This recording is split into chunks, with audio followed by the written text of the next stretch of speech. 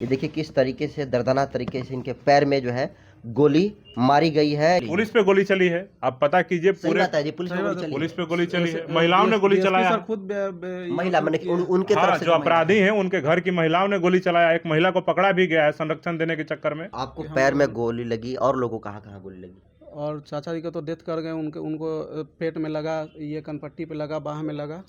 और जो मेरे भैया हैं प्रेम भैया, उनको यहाँ पे मारा गया गोली, जो पीछे से निकल गया। बस नोक झोंक के चलते ये सब कांड किया गया। और क्या है तो पकड़ाने के बाद ही वो बताएगा। अभी पकड़ा नहीं गया है। अभी तक नहीं पकड़ा गया है। किसी के घर पे चढ़ करके गोली चला देना, किसी की हत्या कर देना, किसी के पैर में गोली मार देना, किसी की छाती में गोली मार देना, ये सीधे तौर पे दिखा रहा है कि जातीय दंभ में चूर जो जातिवादी मानसिकता के जो गुंडे हैं उनके ऊपर मन में एक ही चीज चल रही है कि बिहार का जो पुलिस का हेड है वो हमारी जाति का है। इस वजह से हम किसी को गोली मार देंगे, किसी को बेटी को उठा लेंगे, किसी का बलात्कार कर देंगे, किसी के ऊपर गाड़ी चढ़ा देंगे तो हमारा कोई कुछ उखाड़ नहीं सकता है। यहाँ पे तो महाजंगल राज है भाई। बताइए ना, अभी एक लोजपा का नेता औरंगाबाद में जो लोजपा से 2020 के विधानसभा चुनाव में प्रत्याशी था, उसके बेटा ने एक दलित बेटी के ऊपर कार चढ़ा दिया। और वहां पे उस पार्टी का नेता जो है वो अपने फेसबुक और ट्विटर हैंडल पे लिखते हैं कि दुर्घटना में मौत हो गई। दोस्तों अभी हमारी मौजूदगी पटना जिला मुख्यालय से महज 15 किलोमीटर की दूरी पर नौबतपुर के टेंगरेला में है, जहां पर बीते दिनों यादव समाज के एक ही परिवार पर जातिवादी भूमिहार समाज के कुछ लोग आते हैं और एकाएक फायरिंग करते हैं, जिसमें कई लोग जो है घायल हो गए हैं। और इसको लेकर देखिए पूरे देश में जो है माहौल काफ़ी गरमाया हुआ है। बिहार के भीम आर्मी के जो प्रदेश अध्यक्ष हैं अमर ज्योति भी अपने टीम के साथ पहुँचे हुए हैं। लेकिन देखिए जो जिन पर गोली चली थी एक व्यक्ति है, यहाँ पर उनसे बातचीत करेंगे। पहले तो सर दिखाइए, थोड़ा सा दिखा सकते हैं। ये देखिए किस तरीके से दर्दनाक तरीके से इनके पैर में जो है गोली मारी गई है। इनका ट्रीटमेंट हो रहा है। और आपको बता दूं कि बीते दिन इन लोगों से मुलाकात करने के लिए एम्स में बिहार के नेता प्रतिपक्ष तेजस्वी यादव भी गए थे। सर क्या नाम है आपका? मेरा नाम प्रेमजीत कुमार हुआ। क्या हुआ था उस दिन? उस दिन यही हुआ था कि चाचा ऑटो से आ रहे थे तो बाजार पे ही उन लोगों ने रोक के उनसे नोकझोंक किया। वो भागे हुए घर पे। किन लोग? ये बिट्टू था। और भागे हुए घर पे आए। बिट्टू मतलब उसका पूरा नाम क्या है? बिट्टू कुमार, बिट्टू शर्मा जी। उसके बाद वो भागे हुए घर पे आए अपने जान बचा करके। तो वो यहाँ पे पहुँचे। उसके 2 मिनट के बाद चंदन और क्या नाम हरिओम दोनों हथियार लेके यहाँ पे पहुँच गए। उनसे फिर नोकझोंक करने लगा। फिर उसके बाद बाइक से हम आए। बाइक से उतरे तो हम बोले कि क्या है बात है ये सब करने का। तो भिरा करके और साइड में ले फिर गोली मार दिया हमको ढकेल करके पैर में। दिन में कि रात में? ये 7:35 की घटना है। शाम में। अच्छा, शाम में है। 13 तारीख को, 13 मार्च को। फिर उसके बाद हम लोग फिर उसके बाद समझौता कर फिर कि क्या क्या ज़रूरत है, क्या ये सब कर रहे हो। उसके बाद फिर चाचा पे गोली चला दिया। क्या नाम है चाचा का? ललन प्रसाद यादव। उसके बाद फिर भैया पे गोली चला दिया और फायरिंग करते हुए भाग निकला। उसके सुरक्षा उसको फायरिंग करते हुए भागने के दबिया में 2-3 लड़के और थे, जैसे डिम्पू था। वो पहले से ही आसमानी फायरिंग कर रहा था कि उनको रास्ता मिले कि भागे वो। कितने की संख्या में आए थे लोग? संख्या तो बहुत लोग थे, कुछ लोग छिपे हुए थे। लेकिन मेरे दरवाज़ा पे 2 ही थे जो फ्रंट में थे, बाकी लोग आसपास में ही छिपे हुए थे उनको सुरक्षा देने के लिए। तो आपको पैर में गोली लगी और लोगों कहाँ कहाँ गोली लगी? और चाचा जी का तो डेथ कर गए। उनको पेट में लगा, ये कनपट्टी पे लगा, बाह में लगा। सामने से ही वार किया गया एकदम धड़ाधड़। और जो मेरे भैया हैं प्रेम भैया, उनको यहाँ पे मारा गया गोली, जो पीछे से निकल गया। अभी सीरियस है वो? नहीं, अभी ठीक है वो। कहाँ है वो अभी तो घर ही पे डिस्चार्ज होकर आए हैं। तो क्या कुछ वजह पता चल पाई क्यों इस तरीके से हमले हुए? कुछ नहीं अभी तक पता चल पाया। बहुत सारे लोग कह रहे हैं, प्रभात खबर में भी छपी है कि जमीनी विवाद था, पैसे का लेन देन का कुछ मामला है। ऐसा कुछ नहीं है उनसे, ना बात है, ना चीत है, ना कुछ है। कभी को टॉकिंग नहीं है उन लोग से। कभी टॉकिंग नहीं है। कोई इस तरीके से विवाद नहीं है? इस तरह से विवाद नहीं है। तो सीधे तौर पर मतलब मनसुखी और अगर दबंगई जमीनी विवाद रहती तो फोन पे बात होती या फिर सामने घर पे बात होती, सीसीटीवी कैमरा में भी आता। अगर उस तरह सा बात रहता तो ऐसा कुछ बात नहीं है। तो ये सीधे तौर पर दबंगई दिखाई गई है। तो दबंगई की क्यों दिखाएगा यादव पर? अब ये तो वो लोग ही जानते क्यों दबाया जा रहा है हम लोग को। बहुत सारे लोग कह रहे हैं कि इनका सड़क पर घर बना लिया, तो लोग कह रहे थे कि कैसे यादव होकर सड़क पर घर बना लिया। अब इस मामला पे तो हम कुछ नहीं बोले, इसके बारे में तो हमको जानकारी अखबार में छपा हुआ है यही। अखबार में तो गलत लोग न्यूज़ छाप देते हैं, अलग बात है। सच्चाई क्या है? सच्चाई यही है कि हम लोग से कोई मैटर नहीं था। बस नोक झोंक के चलते ये सब कांड किया गया। और क्या है तो पकड़ाने के बाद ही वो बताएगा। अभी पकड़ा नहीं गया अभी है। तक नहीं पकड़ा गया है। एक अपराधी पकड़ाया है, बाकी लोग घूम रहे हैं। तेजस्वी यादव जी आप लोग से मिलने के गए थे? जी, मिलने आए थे। क्या उन्होंने आश्वासन दिया? आश्वासन दिया, एसएसपी सर से बात किए कि जल्द से जल्द गिरफ्तार किया जाए। तेजस्वी यादव के पहल करने के बाद भी सिर्फ एक व्यक्ति की गिरफ्तारी हुई है। एक व्यक्ति की तो उसी दिन गिरफ्तारी हो जाएगी जिस दिन गोली चली थी। उसके बाद अभी तक कोई गिरफ्तार नहीं हुआ है। कोई गिरफ्तार नहीं हुआ। क्या मांग है आपकी? मांग यही है कि उन लोग को गिरफ्तार किया जाए और हम लोग जो अंकल डेथ कर गए हैं उनसे सरकार से 1-8 करोड़ रुपया का ये मुआवजा मिल जाए, उनको सर्विस मिल जाए। एक लड़का है, एक लड़की अभी है, अभी शादीशुदा भी नहीं लड़की किए हैं, छोटा लड़का है, तो पढ़ाई लिखाई कैसे होगा? देखिए, इसको लेकर भीम आर्मी के प्रदेश अध्यक्ष अमर ज्योति जी पहुंचे, कैसे देख रहे हैं सर पूरे प्रकरण को?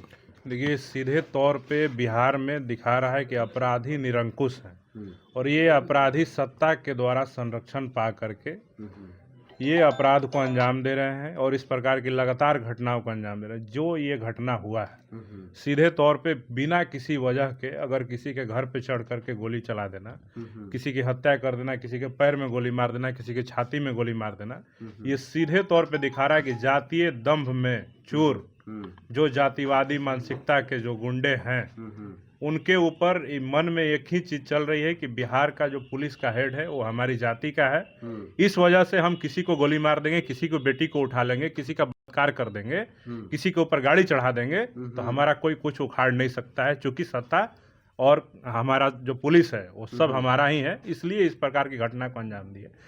उदाहरण ये है कि पुलिस जब यहाँ पे पहुंची मौके बर्दात पे, जब घटना हुआ, ये लोग जब अस्पताल चले गए, इनके परिजन लेके गए, जब पुलिस पहुंची उनको पकड़ने के लिए, तो पुलिस पे भी उधर से जवाबी कार्रवाई हुई है, पुलिस पे भी गोली चलाई गई। ये सीधे तौर पे दर्शा रहा है पुलिस इस बात का जिक्र भी नहीं कर रही है, जबकि पुलिस पे भी गोली चली। पुलिस पे गोली चली है। आप पता कीजिए पूरे पुलिस पे गोली चली है, महिलाओं ने गोली चलाया, खुद महिला उनके तरफ से जो अपराधी हैं उनके घर की महिलाओं ने गोली चलाया, एक महिला को पकड़ा भी गया है संरक्षण देने के चक्कर में, भगाने के चक्कर में। तो ये सीधे तौर पे दिखा रहा है कि पुलिस जब उनको पकड़ने पहुंची, पुलिस पे गोली चली, तब पुलिस ने भी गोली चलाया, लेकिन उनके मन में ये घटना बता रहा है। आप बताइए कि किसी जादव पे, किसी दलित पे अगर ये मामला होता है, पुलिस उसके घर पे चढ़ती है, क्या कभी जवाबी कार्रवाई इधर से होती है? नहीं होती है।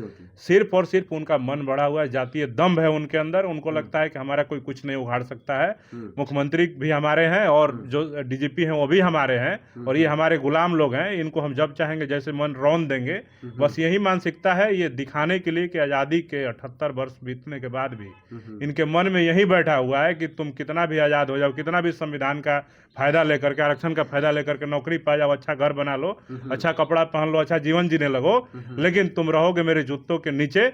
यही दिखाने के लिए इस प्रकार की घटना को अंजाम दिया गया है और मैं मांग करता हूं बिहार के मुख्यमंत्री नीतीश कुमार जी से इस परिवार को सुरक्षा दिया जाए और सामाजिक सुरक्षा के जो भी योजनाएं हैं उसका लाभ, जो ललन यादव जी का देहांत हो गया उनके जो बच्चे हैं उनको दिया जाए, उनके बच्चों को नौकरी दिया जाए और 1 करोड़ का सरकारी मुआवजा बिहार के मुख्यमंत्री नीतीश कुमार घोषणा करें। और अगर नहीं करते हैं, इसमें अगर विफल होते हैं, तो भीम आर्मी हम लोग सड़क पे आंदोलन करने के लिए जाने जाते हैं, अपना झंडा और डंडा लेकर के बिहार के मुख्यमंत्री का भी घेराव करने के लिए। अगर हमें मजबूर होना पड़ा तो हम लोग मजबूर होंगे। पीड़ित परिवार का कहना है कि दबंगई दिखाई गई, आप भी कह रहे हैं कि जातीय मानसिकता से ऐसा किया गया है, लेकिन कई अखबार दावा कर रहे हैं कि पैसे का लेन देन था, ये जमीन का कारोबार करते थे ललन यादव जो थे। देखिए, अगर उस तरह का कोई बात है तो पुलिसिया जांच चल रही है, वो सामने आ जाएगा। अखबार वाले भी कोई आपके और हमारे नहीं है, रिश्तेदार नहीं है, वो लोग भी जातीय दम में भरे हुए लोग हैं। पूरा जो मेन स्ट्रीम मीडिया है उस पर भी कब्जा उन्हीं लोगों का है, तो उनको जो मन में आएगा वो लिख देंगे, उनका अखबार है, हमारा क्या है? तो जो मन में आएगा लिख देंगे, वो हत्या को लिख देंगे कि एक्सीडेंट है।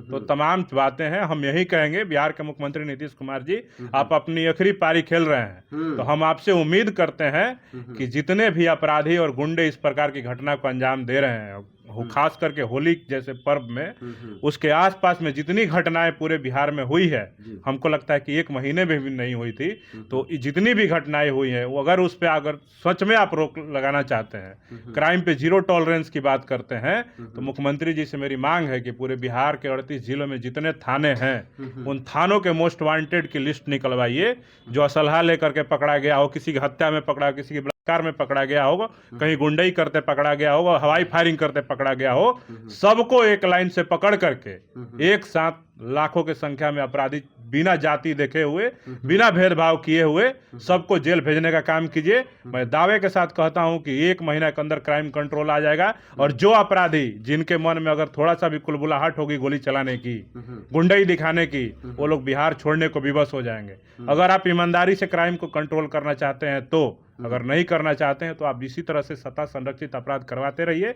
आने वाले चुनाव में पूरे बिहार के जो SC ST OBC Bahujan Samaj के लोग हैं वो आपको करारा जवाब देंगे और ये आखिरी पारी आपको, आखिरी विदाई आपके सत्ता से उखाड़ करके फेंक करके ही हम लोग देने अभी का भी काम बहुत सारे सत्ताधारी जो पार्टियों के लोग हैं, जो मंत्री विधायक हैं, लालू यादव के शासनकाल को कोसते हैं, जंगल राज कहते हैं, लेकिन अभी जो घटना घट रही है इसको कैसे देख रहे हैं?